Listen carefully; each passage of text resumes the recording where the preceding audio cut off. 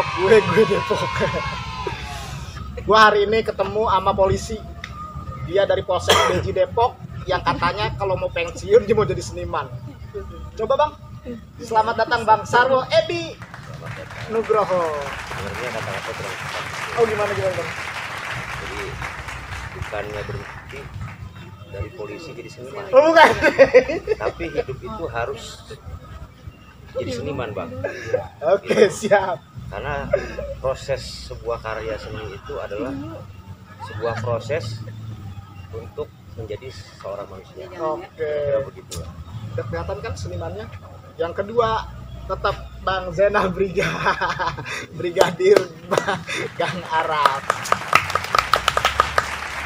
Bang Zainal, hari ini saya menghadirkan tamu istimewa yang sekarang lagi viral di kalangan kepolisian, Bapak Sarwo Edi Nugroho. Beliau ini yang kemarin nyiptain lagu Pesan Untuk Anakku. Iya. Bisa dinyanyi Udah sempat sedikit Bang? ngobrol-ngobrol ya, Bang? Iya, Udah sempat ngobrol-ngobrol kita mengenai lagu. Wah curang parah. Gimana Bang Jainal tadi udah dengar mungkin kayaknya? Enggak, ntar dulu. Bang Sarwo harus nyanyi dulu dong, sedikit. Oh ya. Iya dong, Penonton biar teman-teman tahu. Nah, jadi belum diulas ya. Yuk, Persembahkan oh jiwa tulusmu hanya untuk oh satu Tuhanmu dan berikan semua ragamu. kata-katanya aja Bang ya.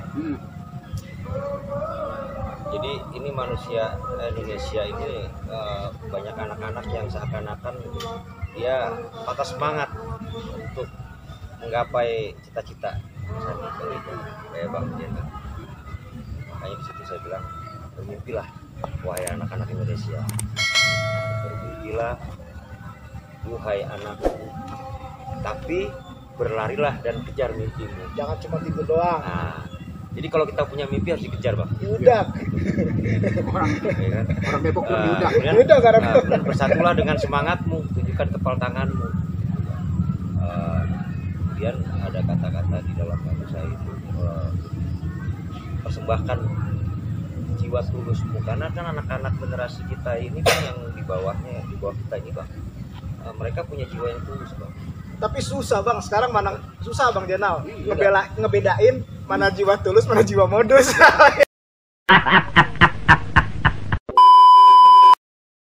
Tapi tetap aja jiwa tulus itu ada di dalam hati mereka. Dan pasti hadir. Pasti hadir. Ketika semangat hati nurani itu itu tidak bisa dibohongin. Oke, siap. Kalau orang negro dibilang wah dia putih gitu kan, Oh, nggak mungkin. itu nggak mungkin, pasti hati menolak. Oke. Itulah hati nurani. Jadi kebenaran itu ada di hati. Sembahkanlah jiwa itu, jiwa tulusmu itu untuk Tuhan. Aku berikan raga ini untuk negara supaya hidup ini jadi berguna gitu. Ada perlu ditarik benang merahnya dengan apa itu mas polisi segala macam ada ya? Ada nggak Bang? Saya nggak melihat di situ sih Bang, tapi yang jelas kepolisian Republik Indonesia itu jelas-jelas bersama dengan instansi lain, struktur kenegaraan dan masyarakat Indonesia yang sadar kalau dia memang harus cinta kepada negeri ini kan. Nah, Dia harus tidak bisa memisahkan antara cinta Tuhan dan cinta. ini nyambung yang podcast kita sebelumnya nih Bang Zainal nih. Iya. Masalah DNA negara itu kan di Indonesia ya. Yang ada tiga itu ya. Tiga ya. Pertama cinta agama, kedua cinta negara, ketiga Cinta manusia. cinta kemanusiaan. Ini kira-kira kalau kita klasifikasikan lagu ini masuk yang mana nih? Apa cuma satu cinta negara? Apa Kayaknya cinta- tiga hal itu menurut saya tidak bisa dipisahkan. Kalau dia cinta kepada Tuhan, cinta kepada agama, dia harus punya jiwa manusiawi Bang. Seharusnya Bang. Kalau orang beragama tapi tidak punya jiwa manusiawi, nggak memanusiakan manusia, dia sudah pasti tidak mencintai negara Bang. Jadi tiga hal itu tidak bisa dipisahkan kalau menurut saya. Ya. Jadi dengan hadirnya Cebong dan Kampus sebetulnya itu Cebong agak ke Kanan. kanan kan, lalu cinta negara, Kampus lalu cinta agama. Itu yang kita kemanusiaan ada di blok mana? Itu kita bikin aja istilah baru kecempret, gabungan dari kecebong dan kampret.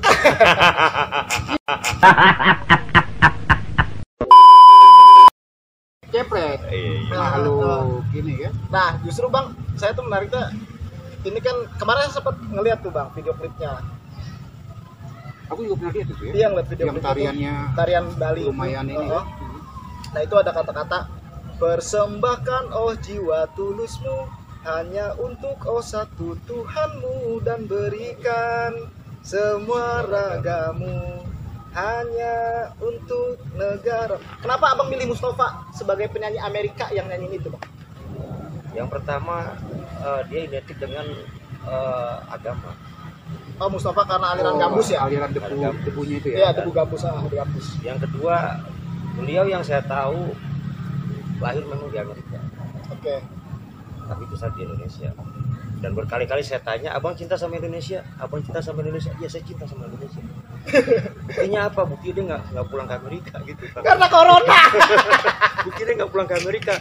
Dari kecil dia di sini. Walaupun dia balik ke Amerika, balik lagi ke Indonesia. Berarti orang luar yang merasakan indahnya Indonesia sebagai anugerah Tuhan.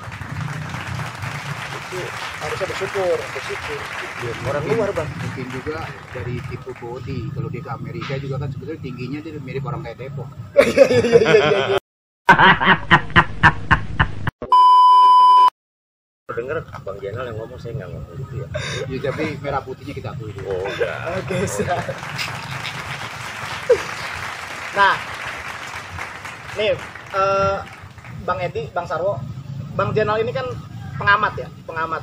Di podcast sebelumnya itu saya bilang bahwa Bang Jenal itu pengamat dari semua stakeholder lah, baik itu ormas, partai dan lain-lain. Nah, Bang Jenal itu ngelihatnya gimana sih Bang kalau seandainya ada seorang polisi yang ternyata selain punya ruh cinta negaranya, dia kepengen justru nularin nih. Saya sih beranggapan dia orang yang enggak egois. Saya berharap teman-teman polisi ini bisa contoh gitu. Bisa contoh, saya berharapnya. Karena gue nih di kesatuan gue dididik sebagai seorang yang nasionalisme gitu. Tapi gue tuh sayang banget kalau seandainya gue tuh nggak ditularin.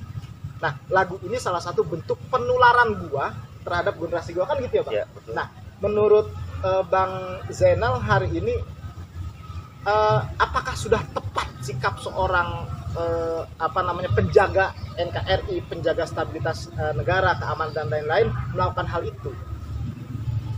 Ya pada dasarnya polisi itu kan kalau di seluruh dunia masuknya ke Departemen Dalam Negeri. Tapi yang di sini terjadinya kira-kira polisi kayak angkatan keempat. Sebenarnya nggak juga bang, menurut saya bang. Kalau masalah itu ada juga polisi di Departemen Dalam Negeri, bang. Namanya polisi Pamong Praja, bang. Oh, Sarwa kene. Enggak, kalau kita lihat di Malaysia, di Amerika itu polisi bagian dari Depdagri gitu lah. Saya rasa bang terlalu tega gitu. Kalau Polri ini disamakan dengan polisi Pamong Praja, maksud saya begitu bang. Oh, gitu. Enggak awal polisi berdiri ya seperti itu. Tapi nggak apa-apa sih bang kalau gajinya lebih gede. Teman-teman, ini kata hati seorang polisi. Jangan-jangan. Enggak ya, kita tetap untuk mengabdi pada negara supaya hidup ini Jangan-jangan berguna. dia menciptakan lagu. Buat cari tambahan. Ya nggak apa-apa sih, iya kan? Karena Tapi selama enggak, ini kan isunya polisi 3 tuh yang masyarakat tahu. Di Indonesia cuma ada ya polisi 3 yang jujur kan. Iya. Jok itu sampai ada kan? Jok itu sampai viral banget itu Jok. Iya kan? Nomor 1 Nomor 1 Pak Hugeng, Pak Hugeng kan. mantan Kapolri dulu. Polri terbaik kan. Heeh. Yang sampai dia pensiun dia meninggal pun Ya.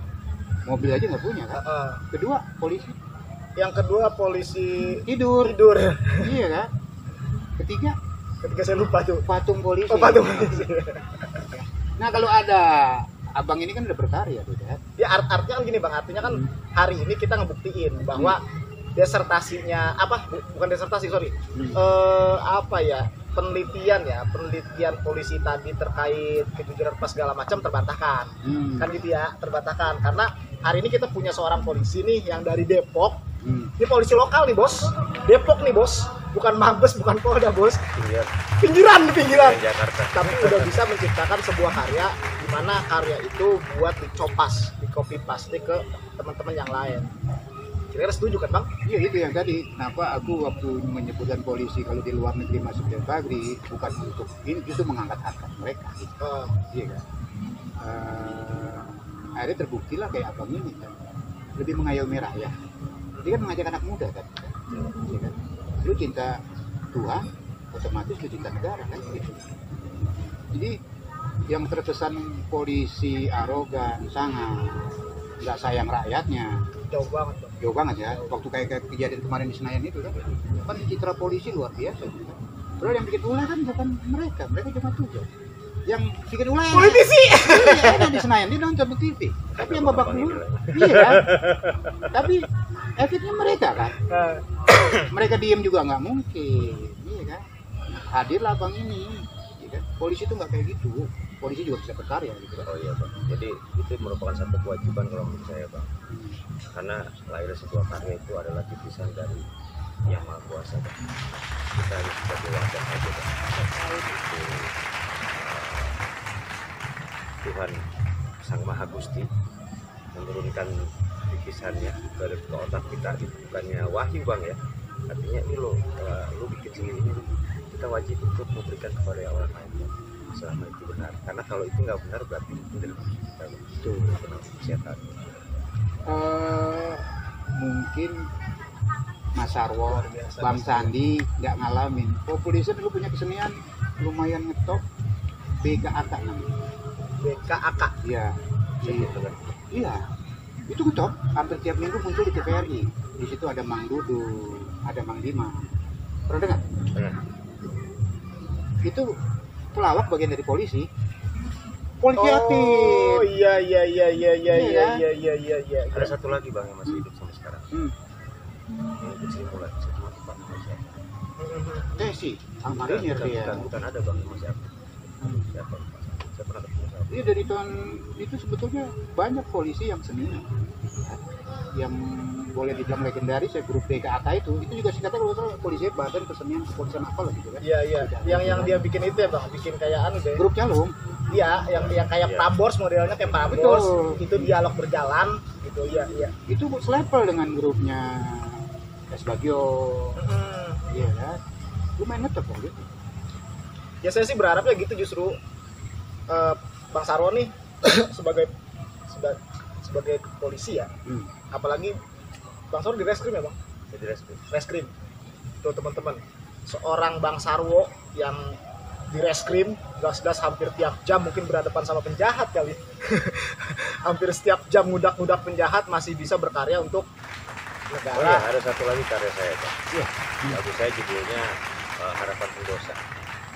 Nah di situ sesuai dengan kata-kata bang Sandi tadi. Di situ saya mengungkapkan bahwa polisi ini bertindak bukan untuk menyakitin orang gitu bang, bukan untuk ngancurin orang, bukan, tapi untuk penegakan hukum, untuk kemaslahatan umat manusia bang. Waktu dapat lirik apa tadi, pendosa? Harapan Pendosa. Harapan pendosa. Itu terilhami apa? Atau sering kena ngewer atau apa? Gara-gara denger Abu Nawas bang. Abu Nawas. Iya, jadi Abu Nawas itu bilang apa namanya kalau nggak salah Abu Nawas ya. Ila hilastulil firdausi ahla wala aqwa ala naril jahimi. Gitu. Di bahasa Jawain jadi apa? Kalau bahasa Depoknya itu ya Tuhan, gue nih nggak layak masuk surga gitu. Tapi di neraka juga gue gak kuat gitu Kira-kira kira-kira. begitu. Karena di kata-kata terakhir tuh saya bilang, ya Tuhan, aku rela. Ikhlas saya. Seandainya aku ahli neraka, tapi biarkanlah kami hidup meski di sudut taman surga. Nggak apa-apa bang, di sudut aja bang. Ada kemiripan nggak dengan lagunya Iwan Fals, Doa Pengobrol Dosa? Enggak kayaknya jauh bang. Kan kalau doa pengobrol dosa Bang Iwan itu kan lebih kepada curahan hati seorang PSK yang nggak dapat langganan, bungkus-bungkus kayak kita ini hampir 4 bungkus. Terus dia punya apa namanya anak apa segala macam kan gitu. Kalau ini lebih apa? Jadi kami kebetulan pernah buat satu komunitas bang di pinggiran Bogor. itu namanya Ahlunar Firodatul Jannah. Apa, Pak? Ahlunar Firodatul Jannah. Ahlunar fi Raudatul Jannah. Coba. Artinya Hah? ahli neraka. Kita nih nggak pantas banget ke surga gitu. Terlalu banyak dosa kita nih. Enggak, kata-katanya nggak enak sih sebenarnya kalau dibahas Indonesiain. Kita Ahli ahli neraka neraka. tapi kok kayaknya di taman surga, lu ngapain? Gak apa-apa deh di sudut-sudut aja tapi di surga gitu Ini loh Bang. biasanya orang yang pengen tidur di AC tapi mandinya pakai air panas.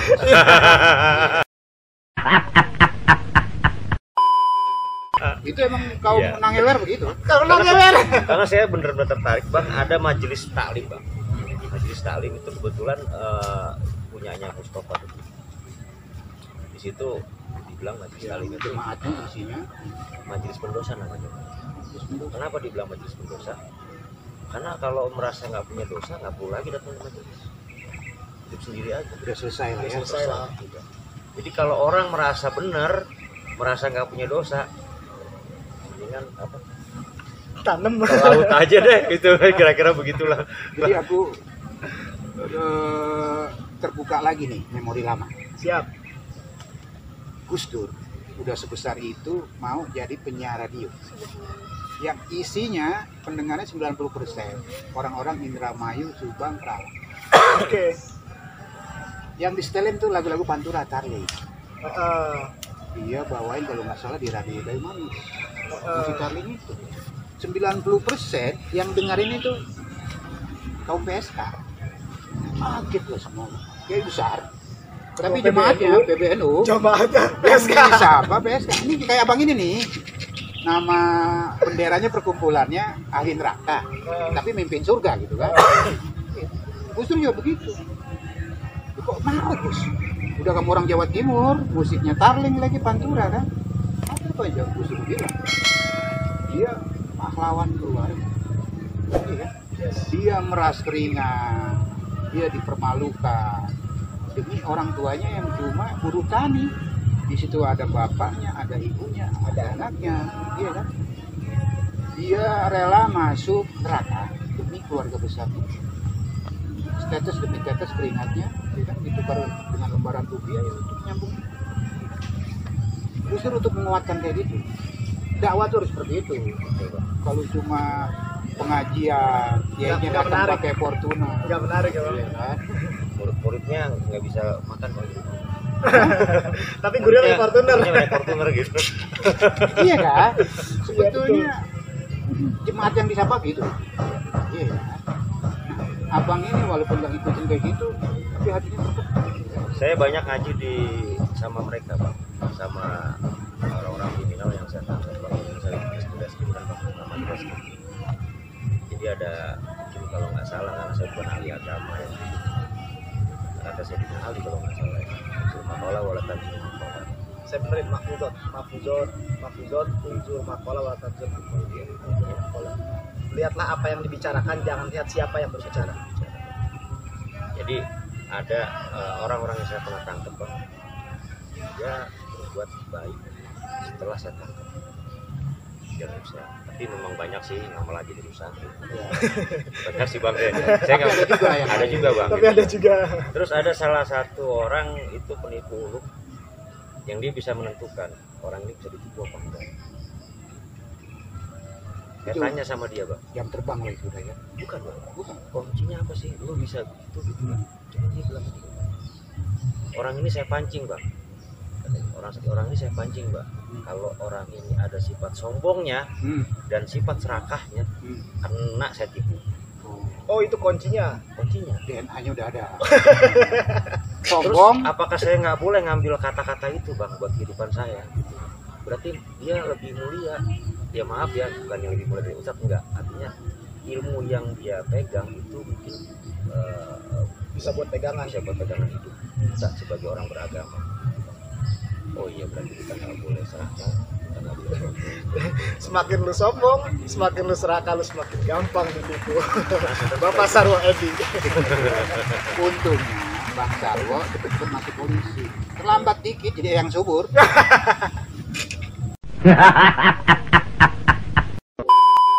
Iya kan? Aduh, semakin menarik ini pembicaraan. Jadi saya ambil kesimpulan Bang Zainal, Bang Sarwo, bahwasannya saya coba ngerangkum ya. Ternyata polisi itu meskipun di reskrim, meskipun dia setiap harinya itu ngadepin penjahat, mereka masih punya jiwa seni yang cukup kental. Buktinya hari ini Bang Sarwo punya lagu, punya nilai yang akan disosialisasiin ke teman-teman, ke anak muda, supaya kecintaan negara, kecintaan agama, terus kecintaan terhadap manusia lainnya itu bisa ditularin. Terima kasih banyak Bang Zainal, terima kasih banyak Bang Sarwo. Terakhir Bang Zainal, 2 kata buat Depok.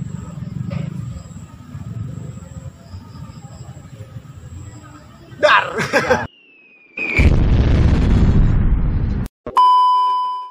Ya, sebelum pilkada nggak punya motor.